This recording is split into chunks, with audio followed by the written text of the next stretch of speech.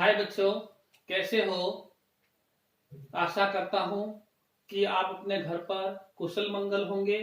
जैसा कि आपको विदित है कि संपूर्ण भारत में लॉकडाउन की स्थिति चल रही है, जिसके कारण से विद्यार्थियों की पढ़ाई और समय दोनों ही बर्बाद हो रहे हैं। अतः मैं ओम सिंह राजपुरोहित, हिंदी अध्यापक, आपके लिए हिंदी की ऑनलाइन कक्षा लेकर आया हूं, जिसके अंतर्गत आज हम पत्र लेखन अर्थात लेटर राइटिंग के बारे में पढ़ेंगे। हर परीक्षा के अंदर, चाहे वो कक्षा छोटी हो या बड़ी, पत्र लेखन के ऊपर एक प्रश्न जरूर पूछा जाता है, जिसके 5 अंक निर्धारित है। अतः पत्र लेखन करते समय हमें निम्नलिखित बातों का ध्यान रखना है। नंबर 1, पत्र की भाषा स्पष्ट, सुगम्य, रोचक होनी चाहिए। पत्र भेजने वाले का पता और पत्र प्राप्त करने वाले का पता और नाम दोनों ही लेफ्ट साइड में अंकित करने चाहिए। पत्र संक्षिप्त होना चाहिए। पत्र में पत्र का उद्देश्य स्पष्ट होना चाहिए और पत्र लिखने के बाद उसे एक बार जरूर पढ़ना चाहिए। ये थी पत्र की सामान्य बातें। पत्र क्या होता है? पत्र में व्यक्ति या संस्था अपने विचारों को अन्य व्यक्ति या संस्था तक पहुंचाता है, अर्थात पत्र एक माध्यम होता है जिसके कारण से व्यक्ति या संस्था के विचार एक माध्यम से दूसरे माध्यम की ओर गमन करते हैं। पत्र के भेद यानी टाइप्स ऑफ लेटर। पत्र के 2 भेद होते हैं, यानी पत्र के 2 प्रकार होते हैं, औपचारिक पत्र और अनौपचारिक पत्र। औपचारिक पत्र से आपका क्या अभिप्राय है? औपचारिक पत्र वे पत्र होते हैं जो किसी कार्यालय, चाहे वह सरकारी हो, चाहे वह निजी हो, चाहे वह अर्ध सरकारी हो, को लिखे जाते हैं। उन्हें औपचारिक पत्र कहते हैं। अनौपचारिक पत्र वे पत्र जो सगे संबंधियों या दोस्तों को लिखे जाते हैं, अर्थात हमारे खून के रिश्तों तथा दिल के रिश्तों के करीब होने वाले व्यक्तियों को जो पत्र लिखे जाते हैं, उन्हें अनौपचारिक पत्र कहते हैं। पत्र के प्रकार 2 हो गए, औपचारिक और अनौपचारिक। अब आगे देखते हैं। औपचारिक पत्र के 5 भेद होते हैं: प्रार्थना पत्र, आवेदन पत्र, संपादकीय पत्र, शिकायती पत्र, व्यावसायिक पत्र। और अनौपचारिक पत्र के भी 5 भेद होते हैं: बधाई पत्र, शुभकामना पत्र, निमंत्रण पत्र, संवेदना पत्र और धन्यवाद पत्र। अब हर एक पत्र के बारे में मैं आपको संक्षिप्त जानकारी दूंगा। प्रार्थना पत्र मुख्यतः किसी संस्था, चाहे वह सरकारी हो, चाहे वह निजी हो, और विशेषकर स्कूल के अंदर विद्यार्थियों द्वारा इसका प्रयोग किया जाता है, जिसमें किसी बात को लेकर रिक्वेस्ट की जाती है। आवेदन पत्र एप्लीकेशन, जिसमें आपको किसी संस्था में नौकरी के लिए, कई लाइट कनेक्शन के लिए, कई गैस कनेक्शन के लिए, कई प्लॉट की रजिस्ट्री करने के लिए या फिर अन्य कार्य के लिए आवेदन पत्र उपयोग में लिया जाता है। संपादकीय पत्र, समाचार पत्र के संपादक को यह पत्र लिखा जाता है। शिकायती पत्र किसी भी संस्था को, किसी भी अध्यक्ष को यह पत्र लिखा जाता है, जिसमें पीड़ित व्यक्ति अपनी शिकायत दर्ज करता है। व्यावसायिक पत्र, इसमें व्यवसाय से संबंधित बातें लिखी जाती है, जिसका मुख्यतः उपयोग बिजनेसमैन करते हैं। अनौपचारिक पत्र में बधाई पत्र, किसी के घर में कोई अच्छा कार्य हुआ हो, जैसे किसी को पुत्र धन की प्राप्ति हुई हो, जैसे किसी विद्यार्थी ने खेल में अच्छा प्रदर्शन किया हो, जैसे किसी विद्यार्थी ने परीक्षा में अच्छे अंक प्राप्त किए हो, या किसी की शादी हुई हो इत्यादि घर में शुभ कार्य होने पर लिखे जाने वाले पत्र बधाई पत्र कहलाते हैं। शुभकामना पत्र, कोई अच्छा कार्य शुरू होने से पहले हम किसी के लिए शुभकामना देते हैं, तब शुभकामना देने के लिए जिस पत्र का इस्तेमाल किया जाता है उसे शुभकामना पत्र कहते हैं। जैसे आपकी यात्रा मंगलमय हो, ठीक है, जैसे कोई यात्रा पर जा रहा है तो हम उसे कह सकते हैं, पत्र भेजकर कह सकते हैं कि आपकी यात्रा मंगलमय हो। निमंत्रण पत्र, आपके घर में कोई शुभ प्रसंग है जिसके लिए आप अपने यार दोस्तों सगे संबंधियों को आमंत्रित करना चाहते हैं, इनवाइट करना चाहते हैं, तब इस पत्र का इस्तेमाल किया जाता है, प्रयोग किया जाता है। संवेदना पत्र, किसी के घर में कोई दुर्घटना घटी हो तो उसे सांत्वना देने के लिए इस पत्र का प्रयोग किया जाता है। और अंतिम पत्र है धन्यवाद पत्र। किसी के किए गए परोपकार के कारण आप बहुत खुश हैं और आप उसे थैंक्स अर्थात धन्यवाद देना चाहते हैं, तो उसके लिए इस पत्र का प्रयोग करते हैं। अक्सर परीक्षा में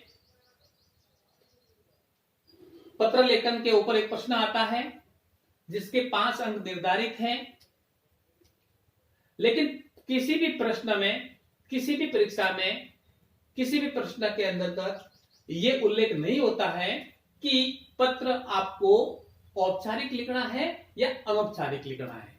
इसकी समझ आपके अंदर होनी चाहिए। और इसकी समझ कब आएगी? जब तक आप विषय वस्तु का ठीक ढंग से अध्ययन नहीं कर लेते हैं, तब तक। अतः पत्र कैसे लिखा जाएगा इसका भी एक निश्चित फॉर्मेट है, प्रारूप है, जिसको मैं आपको अभी बताने जा रहा हूं, जिसका आपको फॉलो करना है।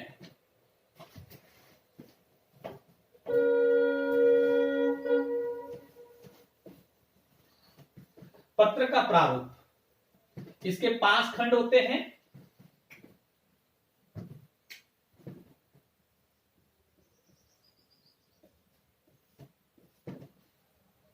पहला है प्रेषक का नाम एवं पता।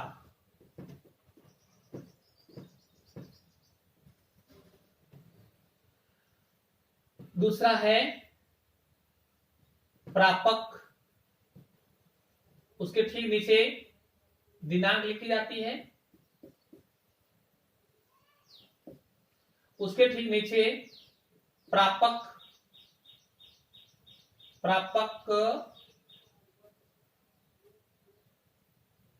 अर्थात प्राप्तकर्ता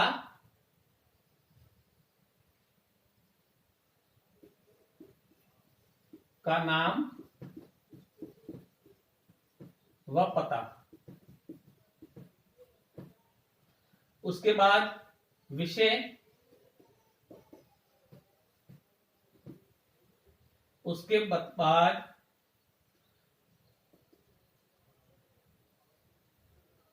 संबोधन शब्द, उसके बाद विषय वस्तु,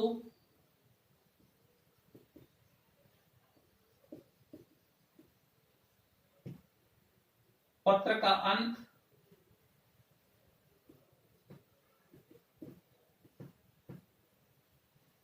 इत्यादि इसमें पॉइंट रहते हैं जिसका आपको अनुसरण करना है। अब नंबर है 1 प्रेषक का नाम एवं पता, फिर प्राप्तकर्ता का नाम व पता, नंबर 3 विषय, नंबर 4 विषय वस्तु और नंबर 5 पत्र का अंत। प्रेषक का नाम यानी पत्र भेजने वाले का नाम एवं पता आपको यहां पर मेंशन करना है। उदाहरण के लिए हम परीक्षा भवन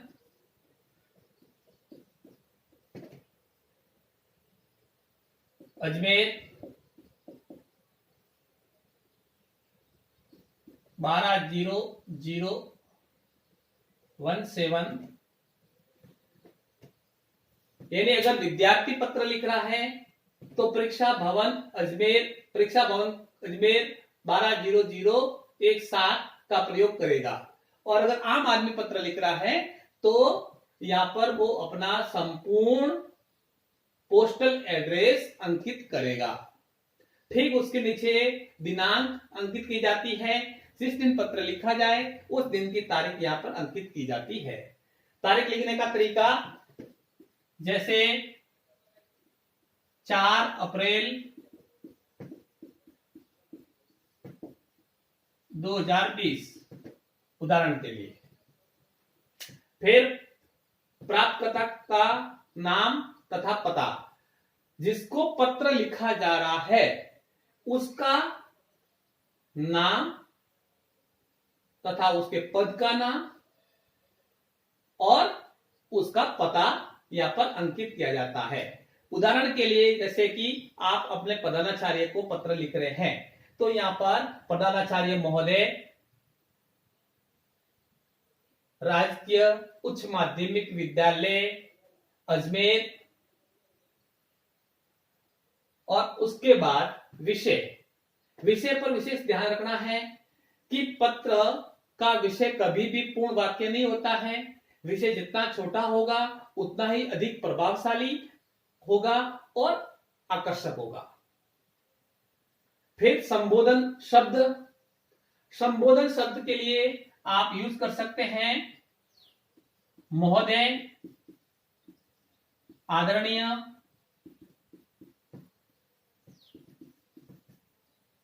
शब्द का प्रयोग कर सकते हैं। अगर महिला है तो महोदया। फिर आप जिस विषय पर पत्र लिख रहे हैं उससे संबंधित बातें विषय वस्तु में लिखी जाती है, जिसे पत्र का मुख्य भाग कहा जाता है, जिसे लेटर की मेन बॉडी कहा जाता है। वहां पर आप अपने विषय वस्तु लिख देंगे। ठीक उसके बाद आपको पत्र का अंत कैसे करना है, सहृदय धन्यवाद,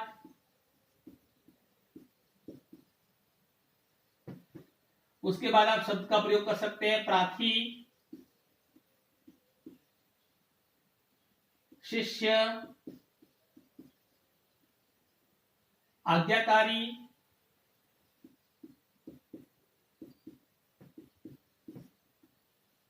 निवेदक,